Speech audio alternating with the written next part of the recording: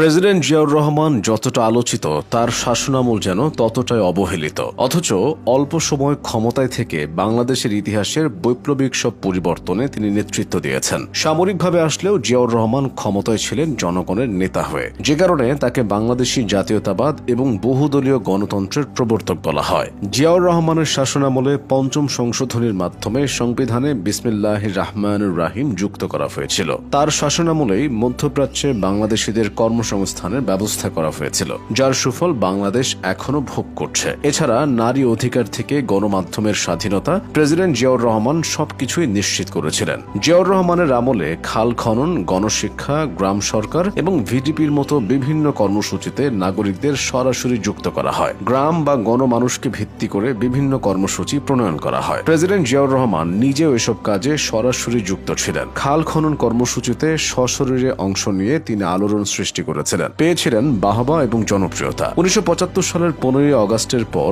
বাংলাদেশের তৎকালীন রাজনীতি ও সেনাবাহিনীতে নানা অঘটন এবং চরম বিশৃঙ্খলা তৈরি হয়। এমন এক সময় ক্ষমতার কেন্দ্রে চলে আসেন জিয়াউর রহমান। 1977 সালের 21 এপ্রিল তিনি আনুষ্ঠানিকভাবে বাংলাদেশের রাষ্ট্রপতির পদে অধিষ্ঠিত হন। ক্ষমতায় এসেই তিনি অনেকগুলো পরিকল্পনা হাতে নিয়েছিলেন। প্রথমত, সামরিক শাসনের বৃত্ত থেকে নিজেকে বের করে এনেছিলেন। এরপর প্রতিষ্ঠা করেছিলেন বাংলাদেশ জাতীয়তাবাদী দল বিএনপি। রাজনীতির পাশাপাশি অন্যান্য দিকেও জিয়াউর রহমানের মনোযোগ ছিল। স্বাধীন বাংলাদেশের প্রশাসন ও আমলাতন্ত্রকে সর্বপ্রথম তিনি পরিকল্পিতভাবে ঢেলে সাজিয়েছেন। এরপর সামরিক বাহিনীকে শক্তিশালী করেছেন। মুক্তিযুদ্ধ এবং পরবর্তীতে স্বাধীন বাংলাদেশের সংবিধানে জাতীয়তাবাদের ভিত্তি ছিল বাঙালি। অথচ বাংলাদেশে বহু সংখ্যক বিভিন্ন মতের ও ধর্মের জাতিগোষ্ঠী বাস করে। তাদের জীবনযাত্রার ধরনও আলাদা আলাদা। তাই জিয়াউর রহমান শুধুমাত্র ভাষা বা সংস্কৃতির ভিত্তিতে নয়, বরং ভূখণ্ডের ভিত্তিতে জাতীয়তাবাদকে প্রতিষ্ঠা করতে চেয়েছেন। সে অনুযায়ী তিনি কাজও করেছেন। ক্ষমতায় এসে তিনি বাংলাদেশি জাতীয়তাবাদ নামে নতুন ধারা চালু করেন এবং সংবিধানে সেটি অন্তর্ভুক্ত করেন। এর ফলে